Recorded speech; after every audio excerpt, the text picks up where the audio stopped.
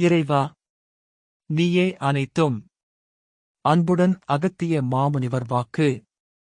ஏன் புரட்டாசி திங்களில் மேலிருந்து விழும் முன்னோர்கள் ஆத்மாக்கள் அதனை காந்தகமாக செயல்பட்டுக் கொண்டிருக்கும் இறைவனிடத்தில் ஒட்ட வைக்க வேண்டும். சித்தன் அருள் 1563 பொதுவாக்கு. ஜனவரி 24, 2024 அன்று குருநாதர் அகத்திய பெருமான் உரைத்த பொதுவாக்கு. ஆதி ஈசனின் பொற்கமலத்தை பணிந்து செப்புகின்றேன் அகத்தியன். அப்பனே நலன்கள் நலன்களாக இன்னும் எம்முடைய ஆசிகள். அப்பனே யான் ஏற்கனவே உரைத்திட்டேன். மனிதன் இக்கலியுகத்தில் வாழத் தெரியாமல் வாழ்ந்து கஷ்டங்கள் பட்டு பட்டு எதற்காக பிறந்தோம்? எதற்காக இக்கஷ்டங்கள் என்பதை உணராமலே வாழ்ந்து கொண்டிருக்கின்றான் அப்பனே.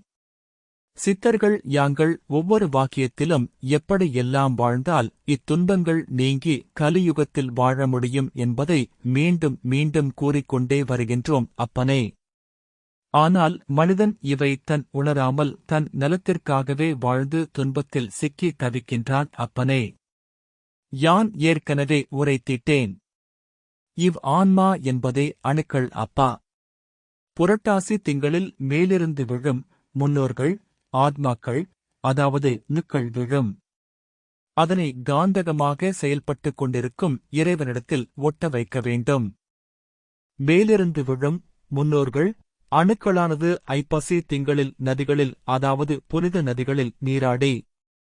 அப்பனே அறிந்தும் அறிந்தும் இவ்வாறு நீராடும் பொழுது இவ் அணுக்கள் எல்லாம் மீண்டும் மேலே செல்லுமப்பா. கார்த்திகை திங்களில் கந்தனவன் மீண்டும் ஆன்மாக்களை, அதாவது முக்தி பெறாமல் பல்வேறு ஆசைகளோடு அலையும் ஆன்மாக்களை செவ்வாய் கிரகத்திலிருந்து கந்தன் மேலே அனுப்பி வைப்பான். ஆனாலும் மார்கழி திங்களில் இவ்வான்மாக்களுக்கு ஒரு தீர்ப்பு வருமப்பா. அப்பனே இங்கே ஆன்மாக்களை அணுக்கள் என்றே யான் குறிப்பிடுவேன் அப்பனே. இவ் ஆன்மாக்களுக்கு, அதாவது அணுக்களுக்கு முக்தி கிடைக்குமா? மோட்சக் கதி உண்டா என்பதை எல்லாம் ஆன்மாக்கள் செய்த பாவ புண்ணியத்திற்கு ஏற்பவே தீர்ப்புகள் கிடைக்கும். ஆனாலும் ஆத்மாக்கள் புண்ணியம் செய்து இருக்கின்றதோ அவையெல்லாம் மீண்டும் மேலே இறைவன் என்ற காந்தகத்தில் ஒட்டிக்கொள்ளும் அப்பா. புண்ணியம் இல்லாத ஆத்மாக்கள் மீண்டும் கீழே வந்து அலைந்து திரியுமப்பா. ஆன்மாக்கள் எல்லாம் ஐயோ ஐயோ என்றெல்லாம் தம்தன் உறவுகள் சொந்த பந்தங்கள் எங்கே என்றெல்லாம் அலைந்து திரியுமப்பா. நிம்மதி இல்லாமல் இருக்குமப்பா. முன்னோர்கள் ஆன்மாக்களை அப்பனே அணுக்களை ஒரு பிண்டமாகவே பிடித்து இறைவனிடத்தில் சேர்க்க வேண்டும்.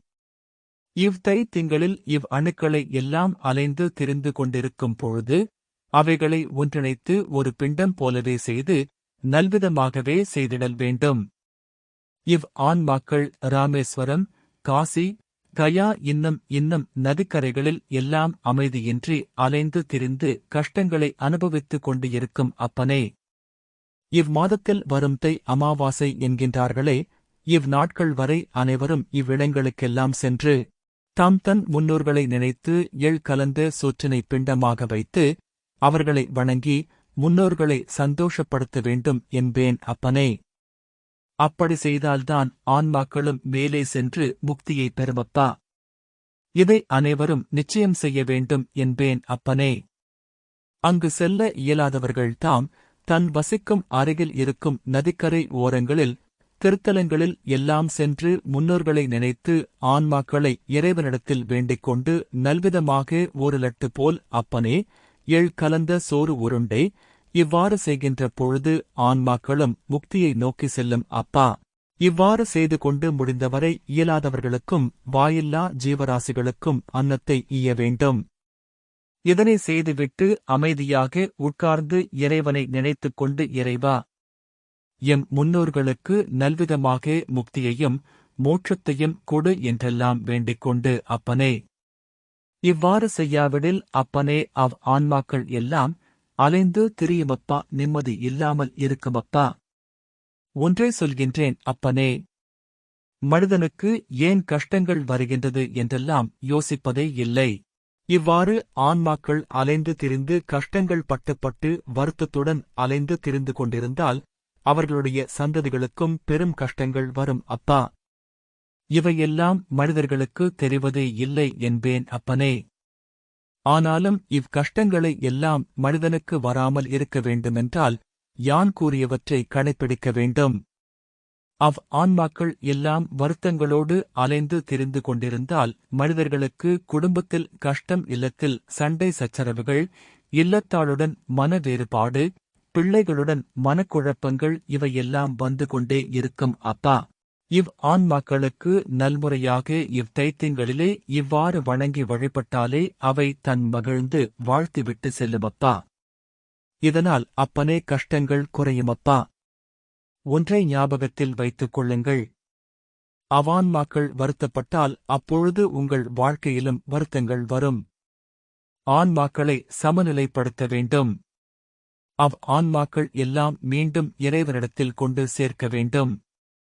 இல்லை என்றால் அப்பனே பெருமளவு கஷ்டங்கள் வரும் அப்பனே. இதை என் பக்தர்கள் அனைவரும் வரும் நாட்களில் நிச்சயம் செய்து கொண்டு வர வேண்டும் அப்பனே. யாங்கள் கூறியதை நீங்கள் கேட்டு உணர்ந்து செய்து கொண்டு வந்தால்தான் யாங்களும் உங்களுக்கு வாக்குகள் தர முடியும். உங்களை கஷ்டங்களிலிருந்து மீட்டெடுக்க முடியும். மீண்டும் கூறுகின்றேன், இதை அனைவரும் கடைப்பிடிக்க வேண்டும். அப்படி செய்தால்தான் என்னுடைய வாக்குகளும் கிட்டும். அப்பனே என்னால் மாற்றத்தையும் தர முடியும். இதை அனைவரும் நிச்சயம் செய்ய வேண்டும் அப்பனே. தை அமாவாசை வரை நிச்சயம் இதை அனைவரும் செய்திட வேண்டும். சித்தர்கள் யாங்கள் மனிதர்களை திருத்தி நல்வழிப்படுத்தி இக்கலியுகத்தில் கஷ்டங்களில் இருந்து மீண்டு வருவதற்கு பல வழிகளிலும் போராடிக் கொண்டிருக்கின்றோம். யாங்கள் திருத்துவோம். அப்படி மனிதன் கேட்காவிடில் அடித்து திருத்துவோம் அப்பனே.